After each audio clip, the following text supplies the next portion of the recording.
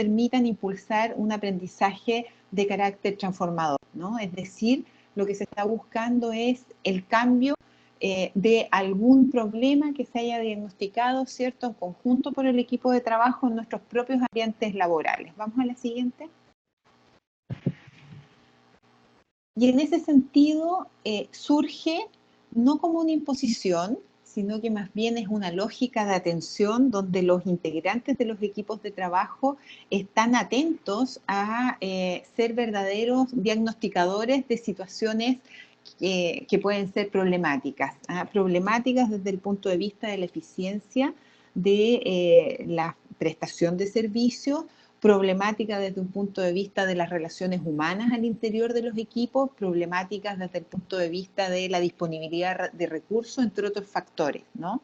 Es decir, no solamente se enfoca a, digamos, su propósito no es solamente disminuir eventuales brechas en conocimientos, ¿no?, sino que estar atentos a, en esta lógica de, digamos, de mejoramiento continuo, a cómo podemos mejorar nuestro, digamos, nuestro quehacer en salud, ¿no? Y en ese sentido, y aquí a lo mejor exagerando un poco el término, se entiende que cuando estamos enfrente de una situación problema, si esa situación problema no se enfrenta, eventualmente podemos llegar incluso a experimentar una situación de cierta crisis, ¿no?, al percibir una diferencia entre aquellos resultados que esperamos lograr y aquellos resultados que realmente se están produciendo en la práctica, ¿no? Entonces, la idea es, en ese ambiente donde hay un aspecto que mejorar, que los propios equipos sean quienes activamente puedan investigar y establecer soluciones para superar estas situaciones y lograr un nuevo estado de funcionamiento, ¿no?, un nuevo estado de cosas. Y en ese sentido, la EPS tiene más bien un carácter resolutivo de problemas, es decir, son los propios equipos los sujetos y gestores del cambio. Vamos a la próxima. Voy.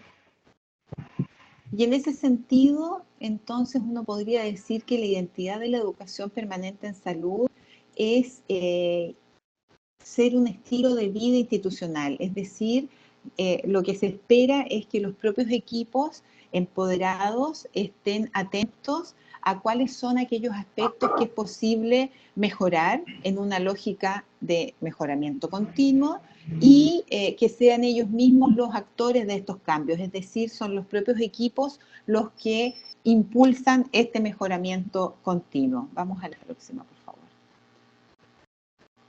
¿Por qué entonces la política andina quiso incorporar un capítulo específico sobre la educación permanente en salud? Un poco las láminas anteriores y lo que hemos estado conversando anteriormente nos da pistas al respecto, ¿no? Sí. Se piensa, y así estaban convencidas las personas que trabajaron inicialmente la política andina de salud, que la estrategia de EPS puede contribuir efectivamente al logro del propósito de la política andina de salud. ¿Y cuál es este propósito? Tal como ustedes están viendo ahí en la pantalla, el propósito es contribuir al efectivo ejercicio del derecho a la salud de todos los habitantes de la región andina, generando condiciones para el acceso, la cobertura, la capacidad resolutiva, la adecuación cultural y la calidad de los servicios de salud, ampliando su capacidad de interacción intersectorial hacia la remoción de los principales determinantes, ¿no? ¿Y cómo entonces la educación permanente en salud puede contribuir al logro de este propósito? Tomándonos de lo que ya habíamos dicho, ¿cierto?, a través de la incorporación de estrategias de mejoramiento continuo liderado por los propios equipos de salud, ¿no?, y en sus propios entornos de trabajo. Teniendo en cuenta este paraguas, por decirlo de alguna manera, se hizo una evaluación, vamos a las dos siguientes por favor, de cómo estaban los países andinos en términos de la aplicación de la estrategia de educación permanente en salud. se buscaba conocer si es que los países impulsaban esta estrategia, si es que habían políticas en torno a su implementación, si es que estas políticas consideraban o no fases previas de diagnósticos de necesidades en torno a este tema, ¿no? Vamos a la siguiente.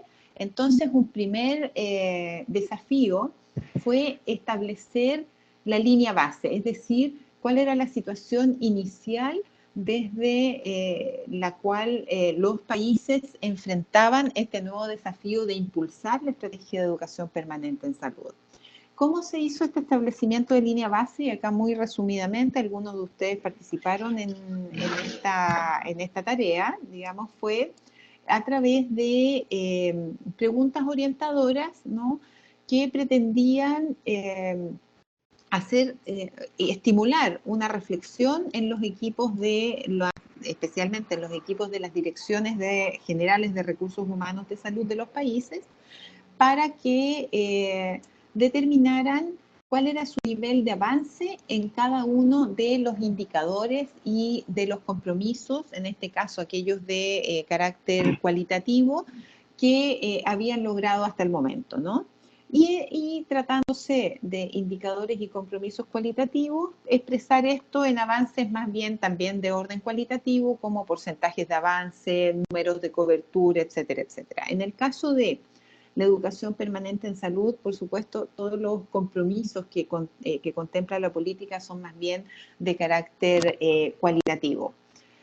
Y ahora ustedes están en la fase, los países están en la fase de definir los planes de acción nacionales. Ya se hizo una reunión que fue en La Paz, Bolivia, ¿no?, donde participaron los diferentes países que integran ORA, justamente para compartir la metodología de elaboración de los planes de acción nacionales, ¿no? Entonces, justamente, tal como decía Yadira, estas sesiones tienen que ver también y se orientan, en el caso de la estrategia permanente en salud, en poder contribuir y orientar un poco a cómo elaborar esos planes nacionales de desarrollo en esta área y dar allí algunos tips que puedan servir para, digamos, concretar sus planes, ¿no? Vamos al siguiente.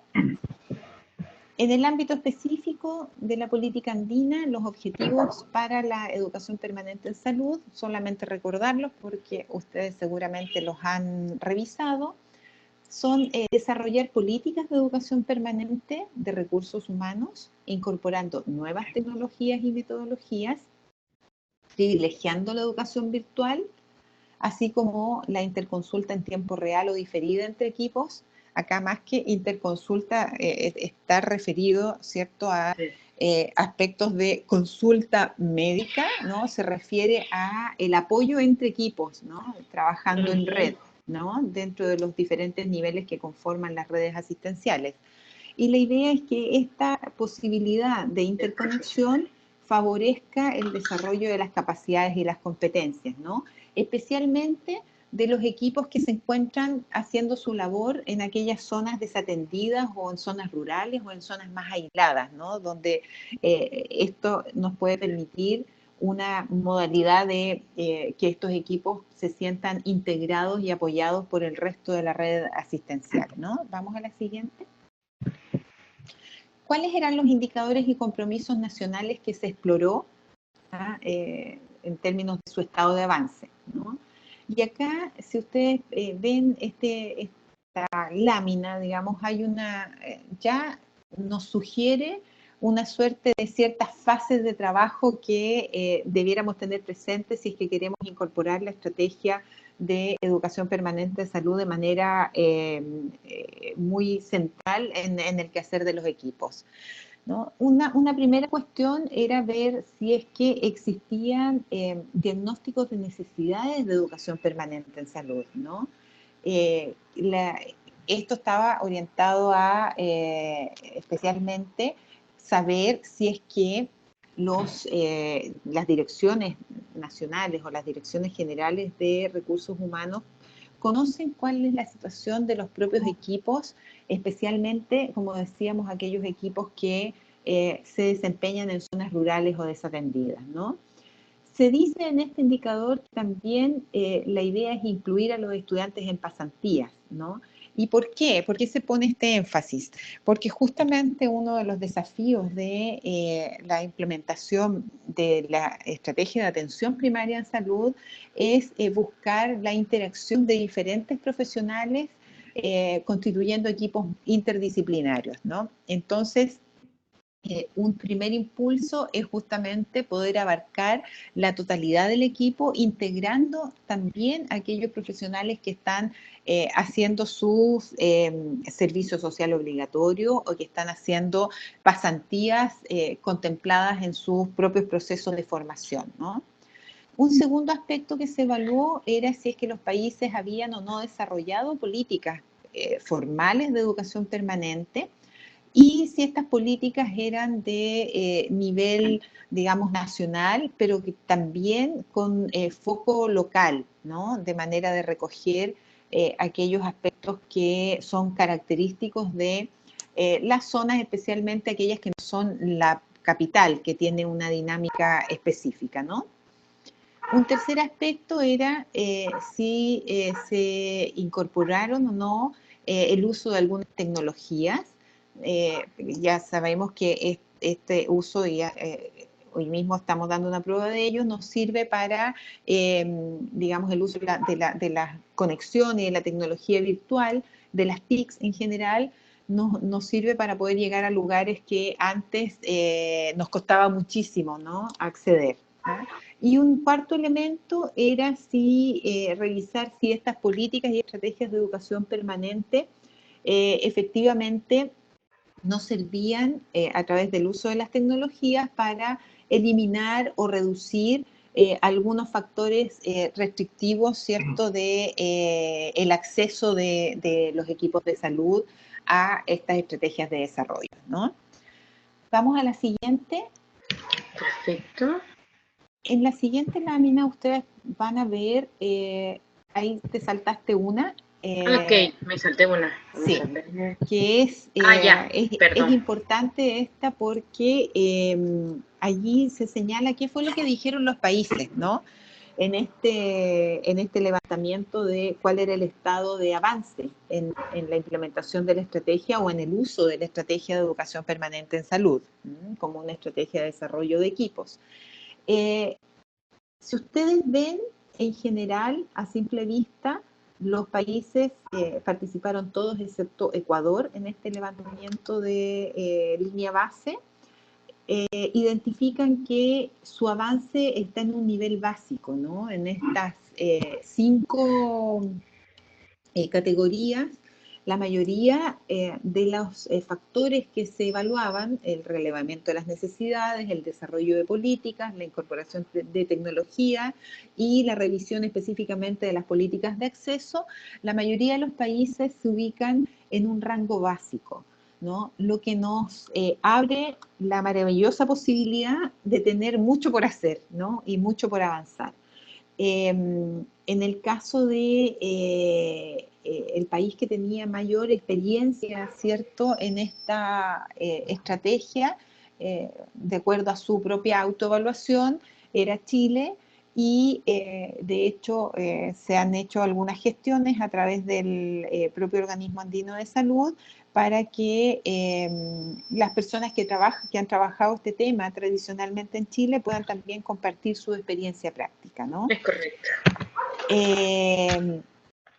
Entonces, dado este panorama, una de las opciones que yo he querido traer, digamos, esta mañana era justamente mirar en términos más prácticos los avances concretos que uno puede visualizar en el ámbito de la aplicación de la educación permanente en salud. Me parece que eso puede ser de utilidad, poder mirar un ejemplo concreto de cómo esta herramienta, distinta de las herramientas de capacitación tradicional, pueden efectivamente contribuir al mejoramiento de la calidad de atención y especialmente de la calidad de atención que nuestros propios usuarios pueden lograr percibir. y no solamente percibir, sino que también evidenciar en su propio estado de salud. Entonces, allí, Yadira, te invito a que pasemos a las siguientes láminas para ir mirando un ejemplo concreto de cómo esta estrategia, no, dale nomás, no importa, de cómo esta estrategia puede ser tomada por los propios equipos de salud y digamos, y constituir una herramienta muy efectiva para, digamos, para mejorar problemas concretos en nuestros propios ambientes de trabajo. Perdona, si es que puedes ir solamente al anterior, quiero que vean la identificación de, digamos, del equipo de salud.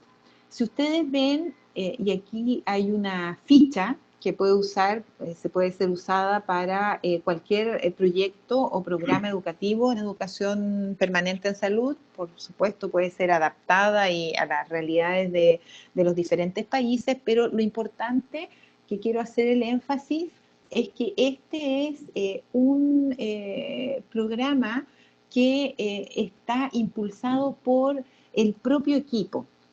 ¿Qué equipo en este caso? Este es el equipo de un consultorio de atención primaria de salud que existe efectivamente. Fue un proyecto que se hizo ya hace varios años, en el año 2007, en un consultorio. El nombre del consultorio de este centro de salud de atención de primer nivel es el Volcán. Se identifica cuál es el servicio o la unidad específica donde digamos, donde este proyecto o programa se va a impulsar, que es el policlínico de pacientes cardiovasculares, ¿no? Parte de los pacientes crónicos que están en control en este consultorio del Volcán para que no se descompensen, ¿no? Se identifica un facilitador y el equipo es el equipo cardiovascular, ¿no? Vamos al siguiente. Ellos se plantearon ciertos objetivos a lograr a través de la implementación de este programa, y estaba señalado en el ámbito del mejoramiento de las competencias individuales, pero también grupales, en aspectos técnicos y relacionales, tal como es la identidad de la educación permanente en salud, no solamente abarca aspectos técnicos, ¿cierto?, que se proponían ellos permitieran evidenciar mejoramientos en la calidad de atención de los usuarios, ¿no? Mediante acciones producto de la mayor competencia lograda, las que puedan expresarse en proyectos de intervención sobre problemas. Y acá está la otra característica, que es que la educación permanente en salud lo que pretende es problematizar, identificar problemas en situaciones reales e intervenir esos problemas en una lógica de mejoramiento continuo con aquellas herramientas que los propios equipos visualizan, ¿no? Se señala cuáles son los pasos para configurar el programa. Si ustedes miran y después van a poder revisar esto en detalle, ¿cierto? Estos pasos tienen que ver mucho con reuniones y trabajo del propio equipo que va a asumir este desafío de mejoramiento continuo, ¿no? Y también tienen que ver con lograr los apoyos de los niveles directivos, ¿no?, para impulsar este proyecto. Vamos a la siguiente. Se identifican también objetivos educativos transversales, que nos lleva un poco a situar, allí ustedes después revísenlos más en específico, ¿cierto? Nos invita a relevar esta identidad de la educación permanente en salud, una identidad que parte, vamos a la siguiente allí para que se vea que esto parte por identificar cuál es el contexto en que se sitúa el proyecto, es decir, no pueden ser proyectos que estén descontextualizados porque efectivamente se apunta a poder contribuir a través de estos proyectos a fortalecer, ¿cierto?, la misión del propio sector, y esa misión tiene que estar en concordancia con las políticas sanitarias en las que se inscribe, ¿no? Entonces hay una primera cuestión allí que tiene que ver con la identificación del contexto y con el aporte que la educación permanente en salud puede hacer al cumplimiento de la misión sectorial. Vamos a la siguiente. La siguiente, ustedes pueden ver que también aquí, relevando una de estas características de la EPS, quiere hacerse cargo de las situaciones que se dan en forma cotidiana en el ambiente propio de trabajo, ¿no? Si ustedes ven allí los objetivos más específicos respecto de estas situaciones cotidianas, es que se busca a través de este proyecto que desarrollaron el equipo cardiovascular de este consultorio de primer nivel, graficar y analizar la cadena de atención usuaria más próximas a sus actividades laborales, a los usuarios que atiende, identificar y priorizar sus principales problemas, ¿no? Porque ellos habían diagnosticado que esta cadena de atención en algún momento se rompía y no lograban tener, digamos, la adherencia de estos enfermos crónicos a sus tratamientos, ¿no? Entonces, se proponían ellos este análisis de la cadena de atención usuaria.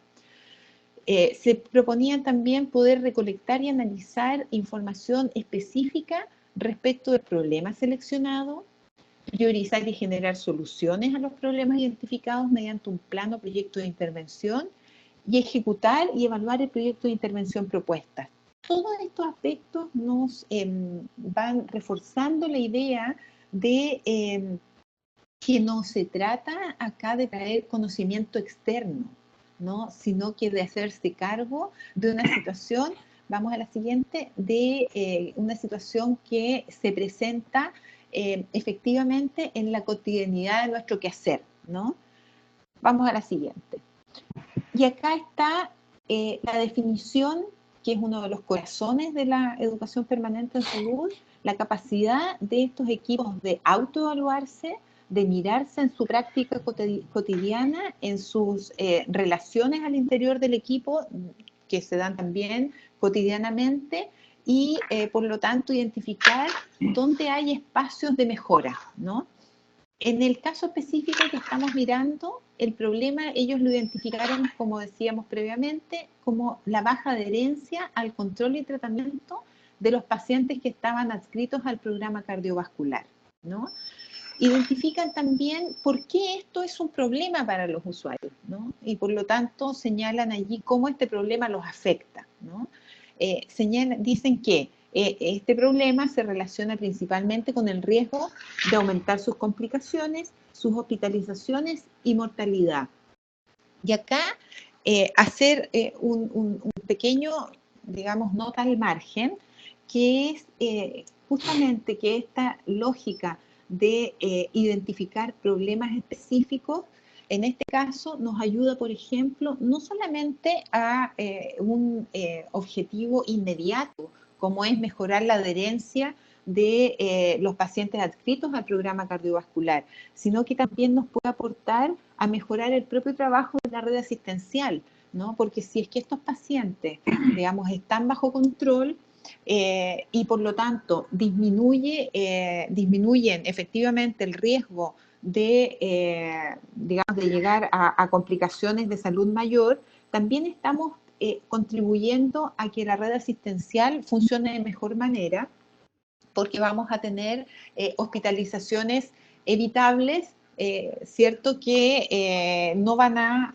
ir a, digamos, a aumentar la presión sobre el sistema hospitalario, que normalmente en nuestros países evidencia problemas de lista de espera, escasez de cama, etcétera, etcétera, ¿no? Entonces, lo que quiero llamar la atención acá es cómo una iniciativa muy local, muy concreta, que parte de un problema muy específico, puede contribuir y tener un impacto que va más allá del ambiente local, sino que también afecta o beneficia, en este caso, a el funcionamiento de la red asistencial en su conjunto, en los diferentes niveles de complejidad, ¿no? Vamos a la siguiente.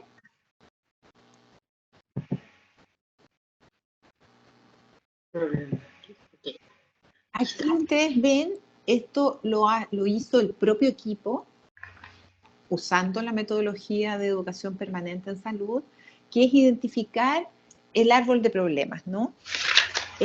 Aquí ya está puesto en bonito, esto está sacado digamos, de justamente la experiencia, de la documentación de las experiencias de aplicación de educación permanente en salud que se han hecho en Chile y que han servido justamente para capacitar a los demás equipos de salud en la aplicación de esta metodología.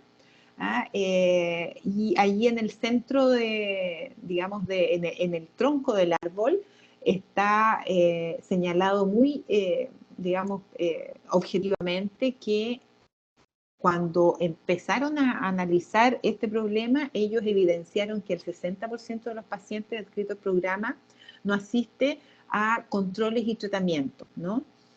En las raíces del árbol están, como ustedes seguramente deben conocer, la mayoría de ustedes debe estar relacionado con esta metodología, las causas que genera este problema, ¿no?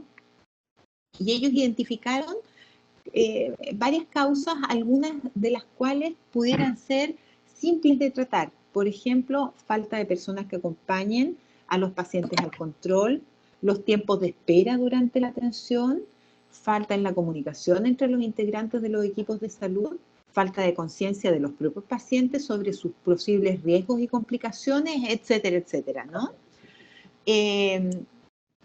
Por su parte, en el fuelle del árbol, en las ramas, digamos, están aquellos que pueden ser las consecuencias.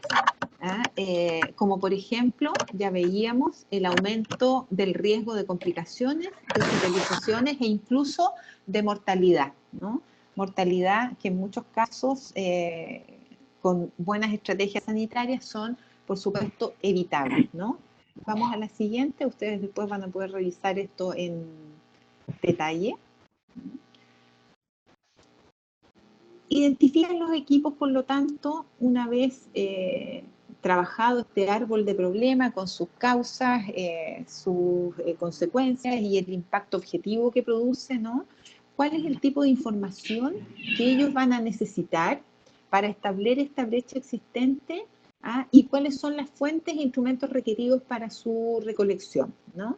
Entonces, en la primera columna, ustedes pueden ver cuál es el tipo de información que requieren. Y allí ellos dicen, bueno, miremos cuál es el número total, mi universo, en definitiva, el número total de pacientes adscritos al programa cardiovascular a un determinado corte, ¿no?, de tiempo. También aquí llamar la atención que son detalles muy pequeñitos, digamos, pero cuando uno de repente está en las direcciones generales, sus universos son todos los pacientes cardiovasculares, ¿no? Y muchas veces estos universos tan grandes nos dificultan efectivamente llegar a este universo de personas, ¿no? Se nos pierden en los listados, se nos pierden en las coberturas, pero cuando esta estrategia es tomada directamente por los equipos locales, estos pacientes tienen nombres, apellidos, los equipos se relacionan con ellos normalmente. Si se trata de establecimientos del primer nivel, la actividad extramuro que se hace desde el primer nivel facilita esta identificación y por lo tanto se cumple de alguna manera un objetivo que es poder acercar la salud a las personas, ¿no? Objetivo que difícilmente se puede cumplir desde nuestros escritorios de los niveles centrales o de los niveles de rectoría o regulación. Es decir, si esto no lo toman los equipos locales en sus propias manos como una cuestión, digamos, muy de ellos, es difícil que logremos una mayor efectividad, ¿no? Y esta es una de las gracias de la estrategia de educación permanente en salud, que efectivamente sitúa tanto la identificación de problemas como también la identificación de potenciales soluciones en aquellos que están más cerca de los usuarios, ¿no? En este caso, como vemos en este ejemplo, en el propio equipo cardiovascular de un consultorio de primer nivel, ¿no? Identifican cuáles son las fuentes que tienen disponibles, son sus fuentes inmediatas, no son los grandes sistemas de información.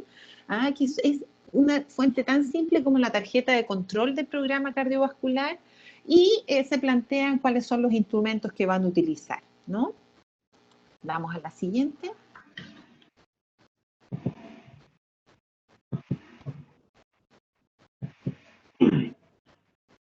Se establece también cómo ellos efectuaron el diagnóstico, y señalan ahí que el diagnóstico fue efectuado a través de las reuniones del equipo y de los datos obtenidos de las personas bajo control, ¿no?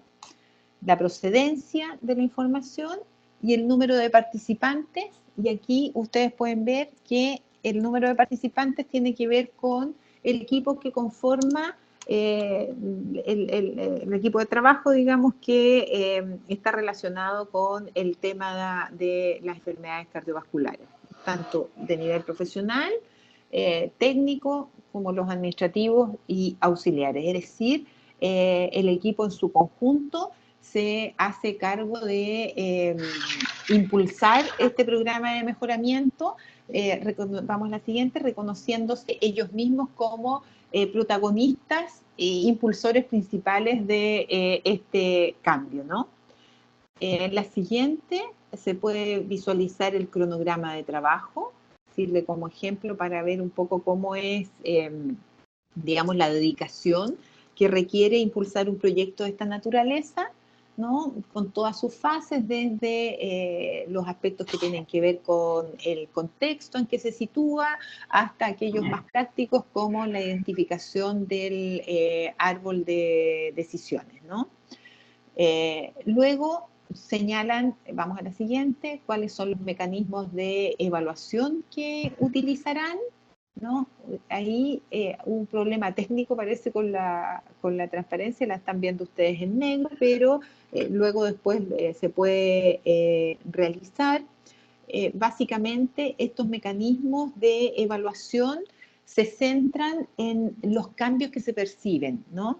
A diferencia de a veces las evaluaciones de la capacitación tradicional, por ejemplo, que hay una primera evaluación inmediata, ¿verdad?, que es cuál ha sido la percepción de los participantes en términos de la calidad de la actividad realizada. Acá, más que hacer ese tipo de evaluaciones, las evaluaciones tienen que ver con cuáles son los cambios que efectivamente se lograron.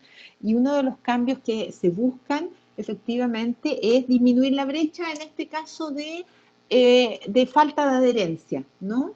Por lo tanto, los equipos allí lo que hacen es consignar claramente cuál era la adherencia inicial. ¿Se acuerdan que veíamos ahí en el tronco del árbol que había un 60% de pacientes que no estaban asistiendo? Se establecen cuál es la meta de reducción de esa brecha, y por lo tanto la evaluación y el monitoreo se centra en determinar qué fue lo que ocurrió después de la aplicación de las medidas adoptadas, ¿no? Vamos a la siguiente. Entonces, se puede decir que el monitoreo de este programa de EPS se centra en la participación del equipo, mirar si es que todos los integrantes del equipo cumplieron aquellos compromisos que se determinaron, y en disminución de la brecha diagnosticada, como decíamos. Finalmente, el último ítem a analizar son los costos del proyecto. Vamos a la siguiente, por favor. Y si ustedes pueden ver en los costos, la estructura de los costos refleja la naturaleza propia de un proyecto EPS, ¿no? Donde los costos son bastante, digamos, reflejan que básicamente lo que hay que sustentar son las reuniones de trabajo, los materiales de recopilación de información, pero en realidad los costos, por ejemplo, en los ítems tradicionales de la capacitación, como es la docencia, que se lleva gran parte de nuestros presupuestos de capacitación, ¿no? Registran costo cero, en este caso en particular, no es siempre, ¿no? Pero esta es una característica en el sentido de que se trata más bien de impulsar el trabajo en equipo, de aplicar metodologías de problematización y de identificación de soluciones, y eso pasa por explotar al máximo las propias competencias de los equipos de trabajo, ¿no? Que en general son los que están en mejores condiciones de identificar espacios de mejoría, ¿no? Espacios de mejora de sus propias actividades, ¿no? Y tienen plena conciencia de cómo lograr eso, ¿no? Y entonces, en muchos de los casos que se han problematizado, excepto que el problema se trate de cuestiones que tienen que ver con desarrollo de competencias específicas, con actualización o con incorporación de nueva tecnología que está incidiendo en que los equipos no puedan ser tan efectivos, en general se trata de que las soluciones están al interior del propio equipo de trabajo, como es en este ejemplo, ¿no? Entonces, aquí, en este caso, esta estructura de costos está reflejando muy claramente la naturaleza de la educación permanente en salud, ¿no? Vamos a la siguiente, donde quiero que ustedes vean el árbol de soluciones que el propio equipo se planteó, ¿ya? Y entonces la meta que ellos plantean es disminuir en un 10% la baja adherencia de los pacientes de programa cardiovascular, ¿no? Como primera meta, ¿no? Luego van a hacer un corte, evaluaron y miraron cuál era su posibilidad de éxito y se replantean la meta para ir ampliando la adherencia lograda, ¿no? Y al igual que en el caso de la identificación del árbol de problemas, las soluciones que están abajo apuntan justamente a lo que ellos identificaron como las causas, y las que están en la parte del fuelle son cuáles van a ser los efectos que ellos van a lograr, ¿no? Entonces, por allí no podemos ver que pretenden mejorar el grado de satisfacción usuaria, disminuir el riesgo de complicaciones, disminuir el riesgo también para la familia de verse enfrentada a situaciones de gravedad con sus pacientes, mejorar las posibilidades de cumplimiento de las metas sanitarias, que es un concepto de gestión que se usa también en Chile, ¿no? Donde los equipos pactan el cumplimiento de determinadas metas sanitarias anualmente, ¿no? Ya habíamos visto cuál era la meta objetiva, ¿no? Que era disminución del 10% de la adherencia, de la falta de adherencia, y en el caso de las soluciones más que apuntaban los problemas más de raíz, ¿no? Hay algunos que ustedes pueden visualizar que son también muy propios y muy, digamos, característicos del trabajo del primer nivel de atención, ¿no? Por ejemplo, el primero, lograr una mayor participación comunitaria de la familia en el acompañamiento de los pacientes a control. No sé si se acuerdan que uno de los problemas raíz que se habían diagnosticado era que las personas no iban a control porque no tenían quien los acompañara, ¿no? Muchas veces estos enfermos cardiovasculares también tienen algunas otras condiciones, digamos, que les impiden un desplazamiento normal, a veces pueden ser también de avanzada edad, etcétera, etcétera, y necesitan alguna compañía. Entonces acá, con una lógica muy desde la atención primaria, se abre digamos, la participación a la propia comunidad para que sean ellos también los protagonistas de la mejoría que se busca, ¿no? Y así sucesivamente hay una solución para cada uno de los problemas de raíz que ellos, digamos, de las causas que habían identificado en su primer árbol de problemas. Vamos a la siguiente. Voy. Y allí esta yo la seleccioné para mirar básicamente que las soluciones que el propio equipo se planteó son soluciones de carácter muy práctico, ¿no? Entonces, por ejemplo, una de las tareas que el equipo se dio era investigar las razones de inasistencia al control y tratamiento. Esto lo puse acá y se relaciona tanto con el árbol de problemas que ya vimos como también con el árbol de soluciones, ¿no? Entonces, por allí, ¿cuáles son las actividades, las tareas específicas que ellos se impusieron, ¿no? Como equipo? Por ejemplo, realizar llamados telefónicos al domicilio de los pacientes inasistentes para conocer las razones de su inasistencia y también para otorgarles una nueva hora de atención, ¿no? O sea, un simple llamado telefónico. Coordinarse con el equipo de movilización del centro de salud para solicitar la entrega de cartas a los pacientes inasistentes, ¿no? Pedir la colaboración de voluntarios de la comunidad para realizar un catastro de clasificación de pacientes. Entonces ellos pensaban que tenían que señalar cuáles eran aquellos que son autovalentes y tienen familia, aquellos que viven solos y no pueden asistir. Acá, digamos, para poder la ayuda concreta a la comunidad, como lo veíamos en el árbol de soluciones, ¿no? Aquellos con familia, pero dependientes que no asisten, pues sus familiares trabajan y no pueden acompañarles, etcétera, etcétera. Todas estas actividades tienen que ver con un propósito que uno mira en todas las grandes reformas de los sistemas de salud y tiene que ver con humanizar la atención y con acercar efectivamente una mano mucho más cálida desde el sistema de salud a nuestros usuarios. ¿Ah? Sin embargo, esto que miramos en las grandes declaraciones de los procesos de reforma muy transversalmente en todos los países y en particular en los países de nuestra región también está recogido ese propósito,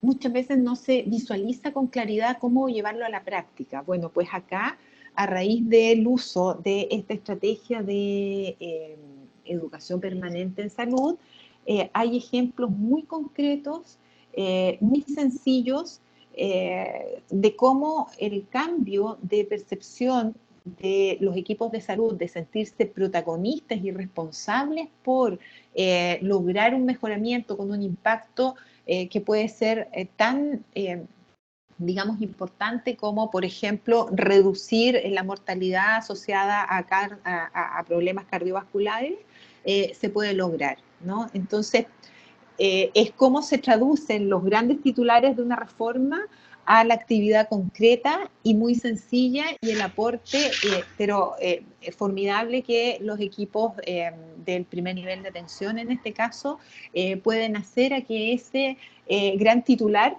¿no?, de humanización, de mayor calidad de las prestaciones, oportunidad y efectividad se haga realidad, ¿no? Bueno, yo quise traer este ejemplo concreto porque cuando veíamos que la mayoría de los países, vamos a la próxima, Yadira, por favor, se encontraban en un nivel de avance muy básico respecto de la aplicación de la educación permanente en salud, pensamos que hay una oportunidad de, digamos, de utilizar esta herramienta y esta estrategia. El caso concreto, que fue un caso real, que ocurrió efectivamente en un equipo de primer nivel, así lo demuestra, y digamos, pensé al momento de preparar la presentación que podría esto motivar que los equipos de los niveles centrales especialmente pudieran poner mayores esfuerzos en términos de difundir esta estrategia que efectivamente puede ser muy útil para que, no solamente para resolver los problemas de cobertura, calidad, oportunidad, etcétera, que enfrentamos normalmente, sino que también para, como una herramienta de motivación, porque equipos empoderados, protagonistas de los cambios, son también, por supuesto, equipos más comprometidos y equipos más motivados con la función de servicio público que nos mueve, ¿no? Entonces, como cierre y como comentarios finales, quería llamar la atención utilizando, digamos, este ejemplo que hemos podido compartir, que es posible realizar intervenciones que tienen un gran impacto a un mínimo costo, ¿no?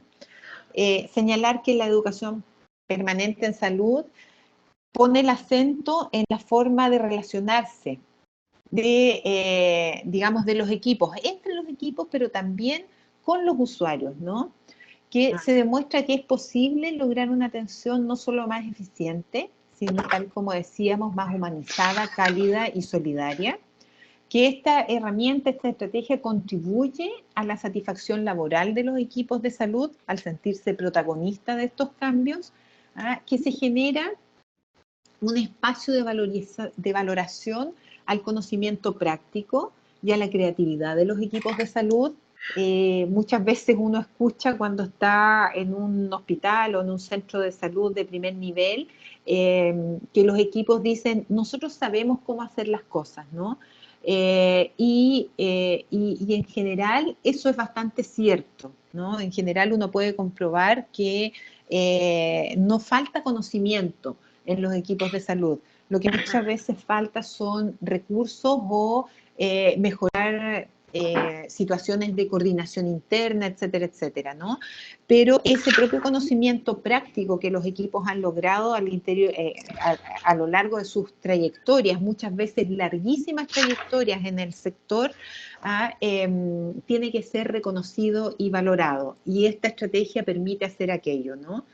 Y, bueno, como corolario, pensamos que la educación permanente en salud, y por eso le tenemos tanta fe y la queremos tanto como una de las estrategias más efectivas del desarrollo del sector en su conjunto, pone al usuario de verdad al centro de los esfuerzos de los equipos de salud, ¿no?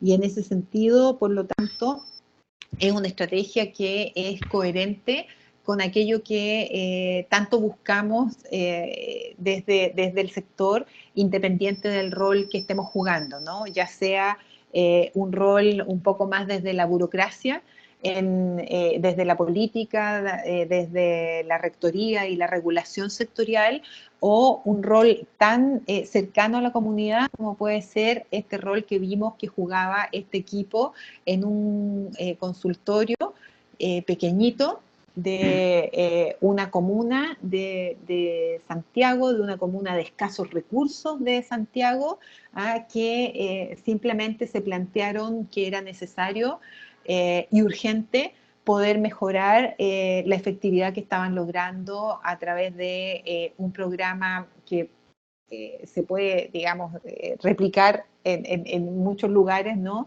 Que es el programa del control de crónicos, ¿no? Que es tan común, lamentablemente, hoy día en nuestros países, ¿no? Quise compartir este ejemplo simplemente para seguir animándolos y para mostrar hasta dónde la educación permanente en salud es capaz de llegar, ¿no? Así que eso, Yadira, te dejo la palabra. Entiendo que hay un espacio de preguntas o de reflexiones finales y espero que les haya, digamos, sido útil este ejemplo y esta mirada. ¿Mm? Pues bien, muchísimas gracias, Verónica.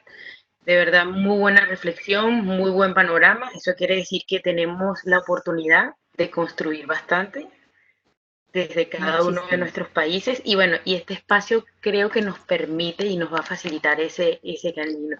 Y dejo abierto aquí una pregunta que hizo Verónica al inicio, que a ver cuál de nuestros compañeros presentes se anima en esta pequeña disertación, de que cuáles son las principales diferencias de la EPS con las capacitaciones tradicionales. Ya lo hemos venido discutiendo, lo hemos venido disertando, sin embargo, es importante también conocer de ustedes porque reconozcamos que dentro de lo que es la educación permanente en salud, la comunicación efectiva es trascendental. Trascendental porque es una parte de la fortaleza de todos estos equipos interdisciplinarios que hacemos vidas y que formamos parte del sistema. Dentro de las cuales, dentro de otras reflexiones que podríamos decir que nos comenta Vero, bueno, nos hizo un recorrido completo de cuáles son las etapas de un proyecto de educación permanente en salud, con ejemplos concretos, precisos y prácticos, además de este ejemplo que ella nos colocaba de la baja adhesión de los pacientes con los programas cardiovasculares y cómo lo elaboraron. Muy buena práctica, muy buen ejemplo, muy buena manera de sistematizarlo y traerlo a la mesa y como punto de cereza del pastel para toda esta construcción que estamos haciendo. Creo que Félix tiene el micrófono abierto. Félix, ¿quieres aportar algo a todos los presentes? Sí, bueno, buenos días, ¿me escuchan? ¿Cómo están? Sí, perfectamente. Buenos Hola, días, Félix, perfecto. bienvenido. ¿Cómo está? Mi nombre es Félix Caicho, de Perú. Buenos días. Hola, Félix. Buenos días. Excelente intervención de Verónica respecto de la estrategia de la intervención realizada. Y lo que más me ha impactado de esta estrategia de educación permanente en salud son dos elementos importantes y gravitantes que se dan en el primer nivel de atención con el enfoque de la atención primaria de salud. Uno es el costo cero. Y es importantísimo porque nosotros en el establecimiento primer nivel de atención generalmente decimos, necesitamos financiamiento para nuestras intervenciones, no tenemos dinero, que generalmente en el marco de la organización de los servicios de salud, la microreg, la regla directa, generalmente nos dicen, no, no hay financiamiento para esa intervención. ¿Qué deberíamos de hacer frente a ese hecho, frente a que no tenemos financiamiento? Y me parece la estrategia de educación permanente de salud, que también lo he hecho en algunos establecimientos en Perú, es un costo cero por dos razones importantísimas que un poco puedo añadir a lo que mencionaba Verónica. En el tema de la docencia, si bien es cierto, hacemos docencia en servicio, y esa docencia en servicio dentro de las horas legales de trabajo no se cobra y no se paga, porque no puedo tener doble percepción dentro de mi horario legal de trabajo, y me parece excelente, siempre y cuando haya una adecuada motivación y un adecuado reconocimiento de los tutores y facilitadores que seguramente requieran realizar acciones de intervención dentro de su horario legal de trabajo, pero que también implica un determinado reconocimiento en el marco de una red de facilitadores que muy bien lo podría institucionalizar la Dirección Regional de Salud o lo podría institucionalizar la red de servicios de salud. Entonces, el reconocimiento y la motivación, me parece, dentro de la escala de Maslow, es un elemento importantísimo para que se institucionalice y se sostenga esta intervención en costo cero. Y el segundo elemento importantísimo que ustedes mencionaron es que además podríamos facilitar la satisfacción laboral de los trabajadores. ¿Por qué? Porque antes de desarrollar alguna intervención, generalmente el médico realiza su intervención por un lado, el obstetra por un otro lado, el odontólogo por un lado. Entonces, la intervención multidisciplinaria e interprofesional, que tengo entendido que es un elemento y principio básico de la educación permanente en salud, hace de que nos unamos, porque a veces ni cada uno de los integrantes del equipo de salud, del equipo básico, primero internacionalizan acerca de las intervenciones del modelo de atención de salud o del modelo de atención integrada, y que recién a través de algunos espacios que muy bien puede generar el jefe del establecimiento de salud o algún líder nato que seguramente hay en el establecimiento de salud, puede generar esos espacios de confraternidad. Yo estuve en un establecimiento de salud en donde todos los sábados a la 1 de la tarde, o sea, entre el horario de la mañana y la tarde, y en el intermedio a la 1 de la tarde, de 1 a 2, habían espacios de discusión y de análisis acerca de los problemas que hemos tenido la semana anterior. E internacionalizamos, desarrollábamos, problematizábamos, identificábamos las causas.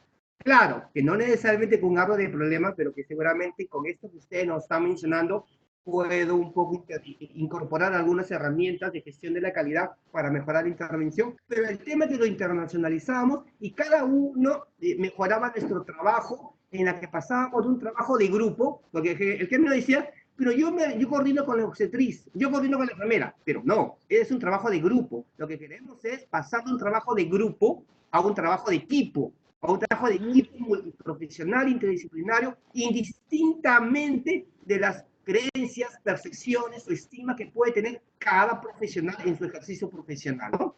Y el tercer elemento importantísimo que me pareció el más gravitante es la atención humanizada. ¿Por qué?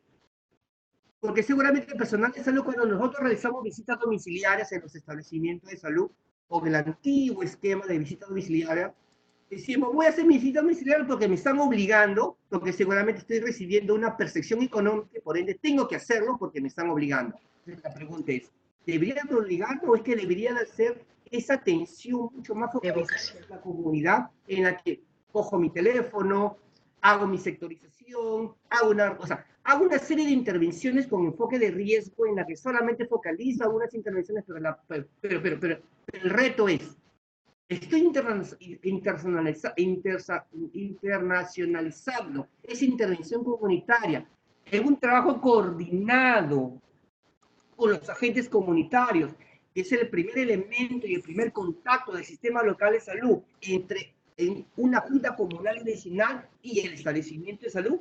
Y ese me parece que es el gran reto en la interacción personal de salud y usuarios, comunidad, para un poco. Entonces me parece que la intervención de la estrategia permanente de salud, ahí viene un elemento gravitante para un poco centrar la atención, que el usuario es el elemento más importante y que yo, personal de salud, soy un elemento facilitador que facilita la atención primaria de salud en esa comunidad. Felicitaciones, y me parece muy interesante la experiencia que ha presentado Verónica en las sesiones vinculadas a lo que es atención primaria de salud, y que nosotros lo venimos desarrollando aquí en Perú en el marco de la salud familiar y comunitaria en los establecimientos primer nivel de atención, con algunas experiencias pilotos muy aisladas seguramente en nuestro país. Gracias. Muchas gracias, Félix. Muy valiosa tu intervención.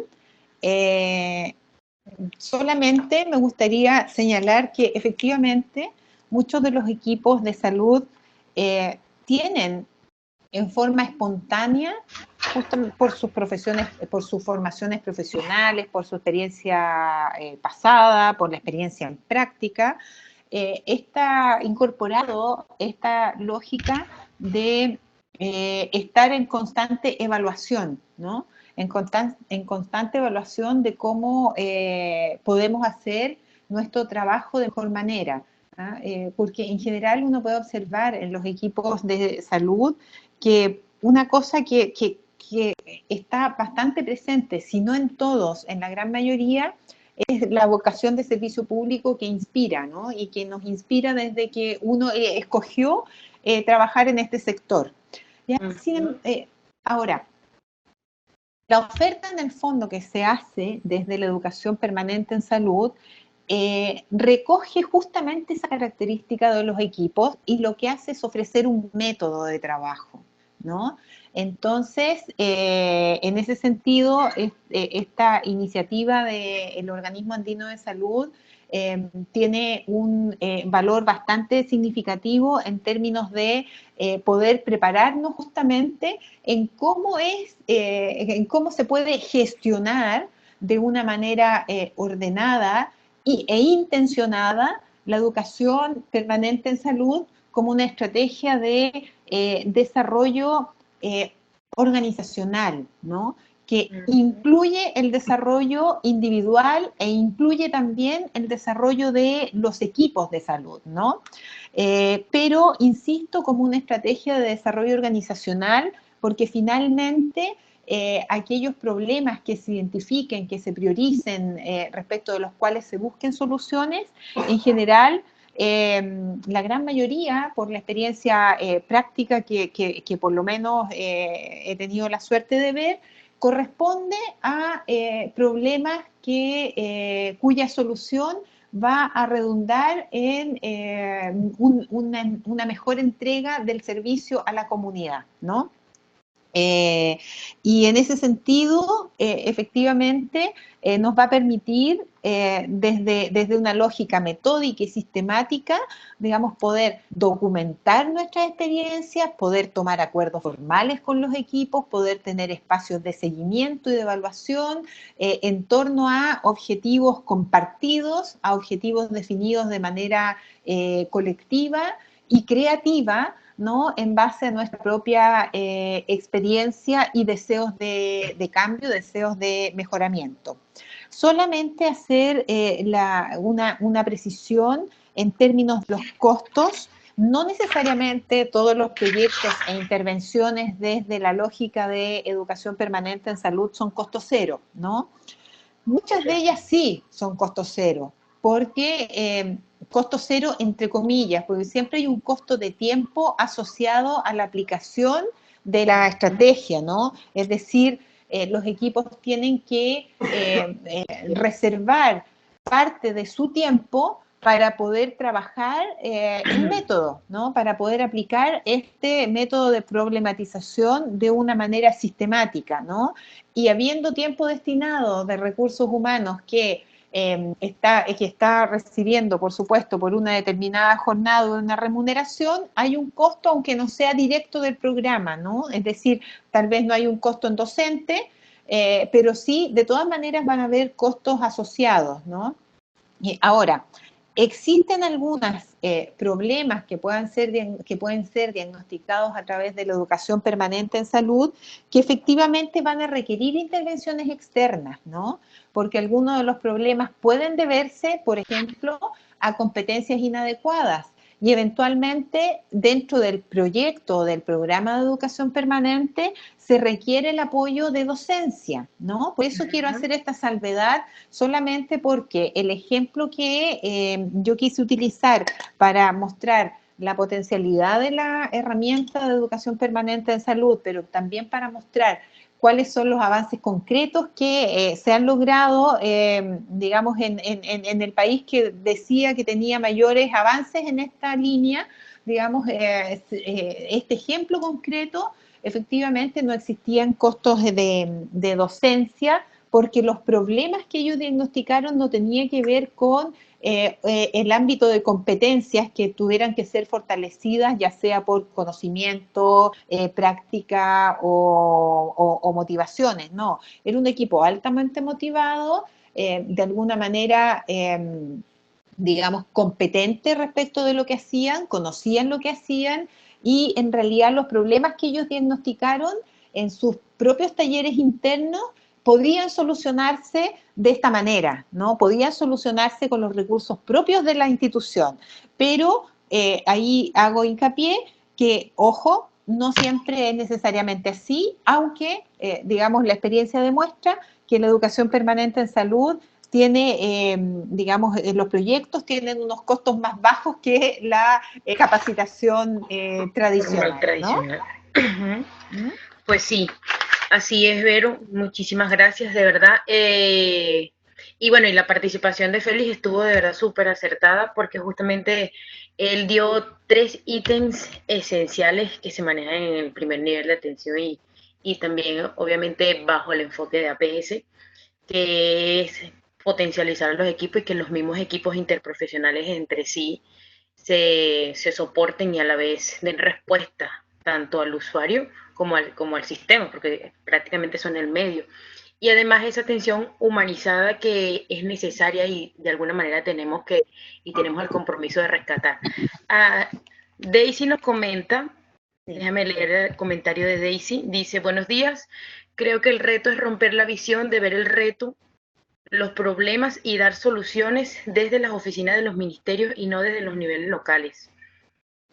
Es un poco lo que decía Verónica, de que muchas veces desde los espacios y las oficinas y los escritorios de nivel central no se solucionan todos los problemas porque prácticamente los mismos espacios son y los mismos protagonistas de cada uno de sus espacios son quienes conocen cómo es la situación y cómo deberían ser. Bueno, siempre y cuando exista una comunicación efectiva entre los mismos, ¿no? Además, también coloca que estoy de acuerdo que los costos bajan, pero sí hay que invertir en los proyectos de EPS, claro. Hay que darle importancia desde justamente desde las unidades principales o desde los directivos, por decir así, para que ellos reconozcan la efectividad y a la vez le permitan, a lo mejor no una inversión tan monetaria, pero sí le permitan esa inversión de tiempo, recurso humano, que es lo que mencionaba Verónica, para que se pueda desarrollar. Obviamente, cada una de las consideraciones y de las identificaciones va a merecer alguna inversión, algunos muchos más grandes, otros mucho más pequeños, pero siempre va a tener una inversión, sea costo de servicios o costos humanos, pero humanos de tiempo, hora, hombre. Aquí María Estrada nos escribe, buenos días desde Venezuela, conectándome tarde debido a problemas con el servicio eléctrico. Bienvenida, María Mercedes. Ya hemos hecho una disertación acá con nuestra compañera Verónica. Nos dio un pequeño avance gigantesco del panorama de cómo está la región y cuánto nuestros países están en un nivel básico o por lo menos mediano y cuánto nos queda por construir con respecto a la implementación de la estrategia de educación permanente en salud. Además que también nos presentó unos ejemplos concretos elaborados por Chile en el 2007 sobre algún proyecto de EPS específico y su impacto y cómo el abordaje que se hizo a través del método de árbol de problema y árbol de soluciones. Y con respecto a eso también hago un pequeño paréntesis para Félix. La metodología, siempre que sea una metodología en el equipo y que todos los manejen, es abierta. En este caso ellos usaron metodología de árbol de problemas y soluciones por ser una metodología bien práctica, bien concreta para sistematizar y además a partir de la lluvia de ideas que se vayan concretando, van ubicando de una vez en la simbología del árbol.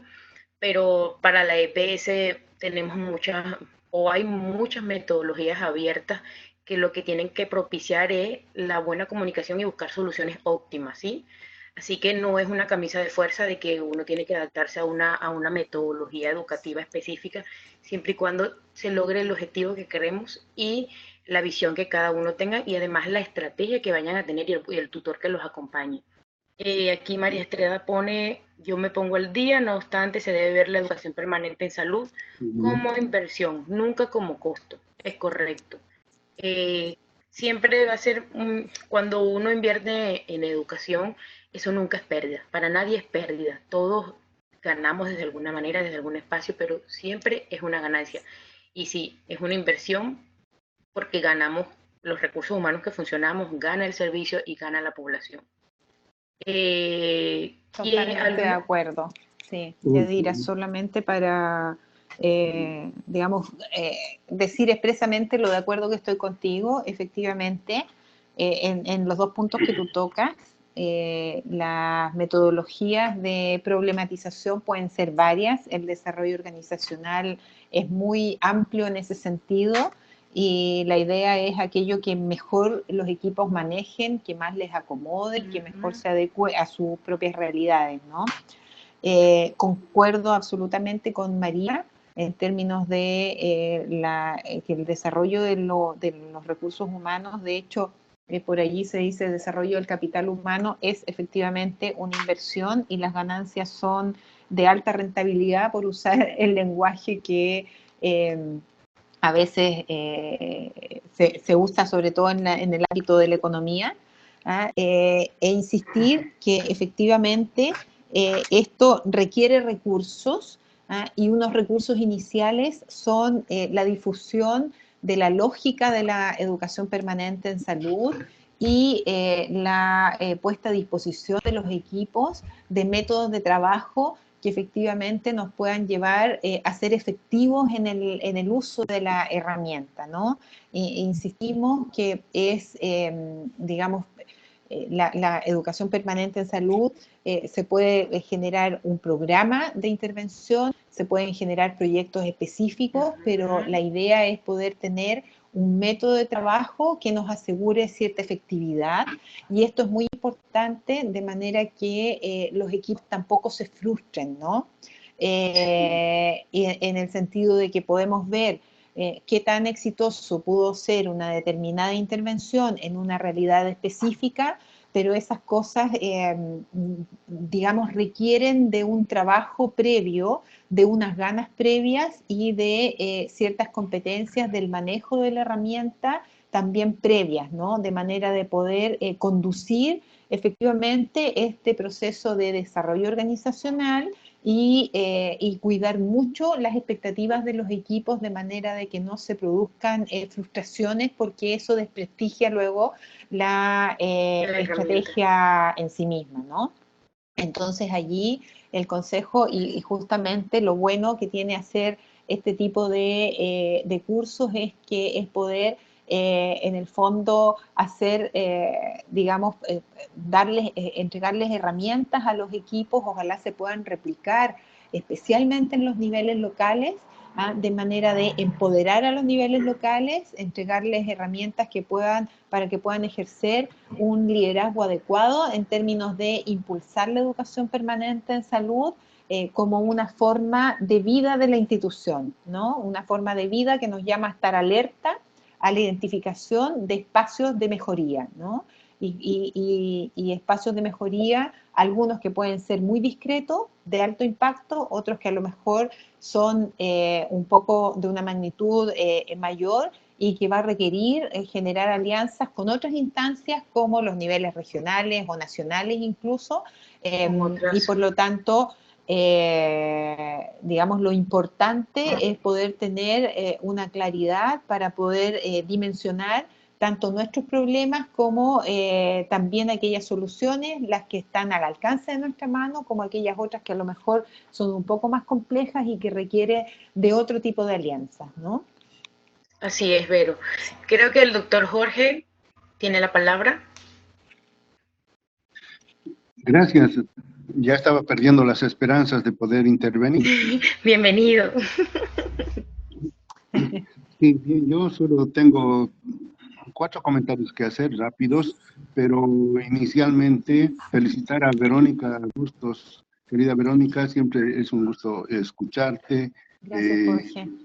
Se lo pone tan fácil de entender, aunque la sábana, como dice, una sábana bien grande, pero a través de los ejemplos se va entendiendo mucho mejor y también esas explicaciones nos motivan a que podamos también hacer nuestros propios comentarios. Yo comienzo diciendo de que, como se ha mostrado, este curso de educación permanente no es algo aislado que se le ocurrió a alguien, sino que guarda una coherencia total con, primero con la planificación de recursos humanos hasta el 22 que tiene elaborado el Organismo Mundial de Salud y su política en la que han participado todos los países. De ahí viene su legitimidad, donde en estos instrumentos está rescatado este tema de la educación permanente, debidamente, con sus indicadores, sus conceptos, con todo lo que ya ha explicado Verónica, y que también, por supuesto, el cumplimiento de esta política de recursos humanos en la región andina está contribuyendo a lograr la visión de la institución toda, de los 6 países. Después, señalar de que ratificar en realidad lo que hemos dicho con respecto en esta construcción colectiva, en la discusión, en los foros, etcétera, acerca de las características y la finalidad de la educación permanente. Sí, como lo volvemos a ver ahora, está centrado, la educación permanente está centrada en los problemas. De donde haya un problema, ahí surge esta estrategia para solucionarlo. La otra característica es de que está involucrando al equipo, no es algo personal. Y también el carácter transformador que tiene es otra característica de la educación permanente. De ahí que cuando observamos, cuando estamos partiendo de los problemas, sucede de que todo el equipo, mostrado en el ejemplo, ¿no? El médico, la enfermera y algún personal de servicio, etcétera, tenían responsabilidades en las actividades. Involucra a todos, pero a veces se dice muy rápido el equipo de salud y en algunos lugares todavía falta armar ese equipo porque existen las tradiciones de que lo importante es el médico y luego más atrás están recién las otras profesiones, y si existen o persisten ese tipo de creencias, va a ser bien difícil que se pueda trabajar en el equipo. Así es que, pero sí, una característica es de que involucra al equipo como tal en donde esté. Y los resultados, luego de aplicar, de desarrollar la educación popular permanente, los resultados van a ser transformadores. Esa es la característica. No se reúnen, así sea en equipo, solo porque tienen una interrogante o quieren la curiosidad de saber qué pasa. No, se trabaja en grupo para poder transformar. Y esa transformación, ese cambio, tiene que llegar a transformar el problema, reducirlo en su magnitud al problema, ¿no? Y también repercute en el propio equipo. Es así. Entonces tiene un carácter transformador, cambia las conductas, de ahí que es una educación, la característica de la educación, entendemos que es cambiar las conductas. Eso al mismo tiempo le diferencia de cualquier otro proceso de educación formal. Sabemos, la educación universitaria es formal, tiene una estructura curricular establecida y va de arriba para abajo. También la capacitación es igual, parte de que yo sé y tú no sabes, y ahí te va la capacitación, ahí te va la educación, la formación. Bien, y luego, lo último, para comenzar, porque no quiero acaparar aquí el tiempo, sé que muchos quieren participar. Los ejemplos que nos ha traído son muy demostrativos. Nos está hablando de que allá lejos, en las redes, tan lejos que estamos del nivel central o del ministerio, es posible, apelando a las capacidades que tienen, a la voluntad y a todo, realizar procesos de educación permanente. Pero también es posible desarrollarlos desde un nivel central cuando, por ejemplo, necesitamos socializar y crear algunas nuevas capacidades desde ahí hasta en todas las redes. Es por eso que las unidades, las direcciones de recursos humanos o del talento humano tienen gente trabajando en la educación permanente. Ahí existe eso. Pero la lógica es la misma. Es decir, se busca trabajar con el equipo de salud. No es para que una persona de manera individual sepa algo más. Eso lo puede lograr inscribiéndose, digamos, a uno de los cursos, tantos que hay colgados en la plataforma de la UPS, por ejemplo. Si yo quiero iniciar en 5 minutos un nuevo curso sobre algo, me inscribo, saco mi clave, recojo los documentos, doy los exámenes solo. Entonces, es una capacitación muy valiosa, por supuesto, pero que lo diferencia de la. Ese será mi aporte al momento. Muchas gracias. Muchas gracias, doctor Jorge. Y justo da de alguna manera usted respuesta a los que nuestro compañero Pedro nos coloca por nuestro grupo de WhatsApp, coloca allí. Bueno, primero coloca felicitaciones a Verónica porque a través de su presentación ha hecho la diferencia entre la educación permanente en salud y las capacitaciones tradicionales. Asimismo, los ejemplos de proyectos de educación permanente en salud y su vinculación con el primer nivel de atención ha sido muy interesante. Entonces pregunta, ¿las capacitaciones utilizando las TIC y elaborando las necesidades y los contenidos de un tema realizado por un grupo de expertos de servicios y estas capacitaciones se masifican, también son programas de EPS? Bueno, Pedro, serían ya programas de capacitación y nivelación de conocimiento, más que de EPS, porque de EPS se pasa de trabajar en grupo a trabajar en equipo, porque aquí no es una sola persona que tiene el poder absoluto del conocimiento, sino que es una construcción y buscarle solución a un problema de un servicio específico y darle respuesta entre todos, donde se prioriza la capacitación y el fortalecimiento de los lazos entre todos y cada uno, indiferentemente si sean administrativos, docentes o que sea el experto en la materia o en este caso, como el ejemplo que nos ponía Verónica, de que era el equipo de un nivel de atención donde estaban participando administrativos, profesionales y especialistas. Todos tienen un mismo nivel en busca de una solución concreta. Entonces, cuando se reúne un equipo de expertos y hacen una sola malla curricular, la transforman a la plataforma y eso la masifica, ya es una capacitación de actualización de conocimientos. De todas maneras, si alguien quiere aportar algo en esa disertación, es bienvenido. Voy a leer acá lo que dice Jenny antes que se vaya bajando toda el escrito. Dice, la educación permanente en salud es de suma importancia para el personal de salud, más que un gasto constituye una inversión, al mismo tiempo que pasa a ser una garantía para superar la desactualización del conocimiento. ¿Es correcto, Jenny? Por acá abajo María Mercedes nos dice totalmente de acuerdo, el compromiso y la disposición del equipo es importante y trascendental. Jenny nos coloca, la educación permanente en salud debe contar con la participación de la comunidad, ya que más de ser una adquisición individual del profesional de salud, es un medio en el cual la población también progresa en materia de salud. Claro, porque allí damos respuesta a las necesidades que ellos tienen y damos también respuesta a todos esos compromisos que de nuestros espacios ya hemos adquirido y que es para parte de nuestra vocación de servicio de garantizar un derecho a la salud y salud es una calidad de vida, una participación y además resolver y facilitar el proceso de intercambio entre los profesionales y la comunidad donde se desempeña. Y María Mercedes coloca excelente su intervención, doctor Gemio, vale la pena recordar y resaltar el propósito, objetivos y características de la EPS.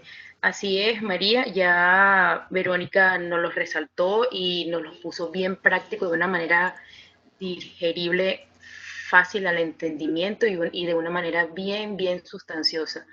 Así que, bueno, no sé quién otra persona quiere hacer otra intervención para empezar a hacer el cierre.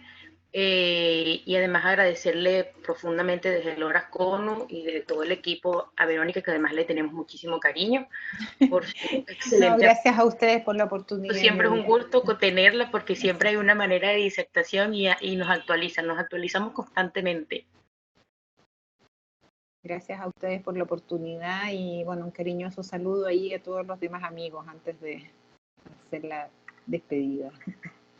Bueno, para hacer el cierre, si alguno tenga alguna otra intervención, algún comentario o sencillamente quieran despedirse de Verónica, el micrófono está abierto. Creo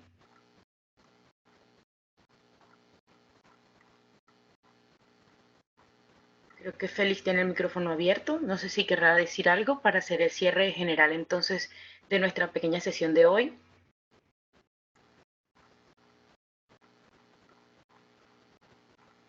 Bueno, creo que lo tiene abierto, pero sin embargo vamos a hacer el cierre. Bueno, Verónica, desde todos los compañeros y participantes de este curso de educación permanente en salud, te damos el agradecimiento. Es un valioso aporte lo que acabas de exponernos. Este material va a formar parte de los recursos de la región andina para masificar de alguna manera lo que es la educación permanente de salud y cómo llevarla a cada uno de nuestros espacios para que deje de estar allí en el pedestal, allí una capacitación que sea desde los expertos hacia abajo, sino que sea una participación y una capacitación constante entre todos nosotros y de nuestros equipos de trabajo. No queda más que decirles y agradecerles la participación y bueno, tenemos todavía mucho camino por recorrer y mucho por construir. Y creo que este paso es trascendental e importante para la región. Muchísimas gracias, Verónica, muchísimas gracias a todos los que estuvieron hoy y bueno, feliz fin de semana y lo que queda del sábado para ustedes. Un abrazo cordial de acá de Lima. Gracias, saludos a todos. Suerte, éxito. Éxitos y abrazos. Feliz tarde. Chao, chao. Chao, chao, gracias.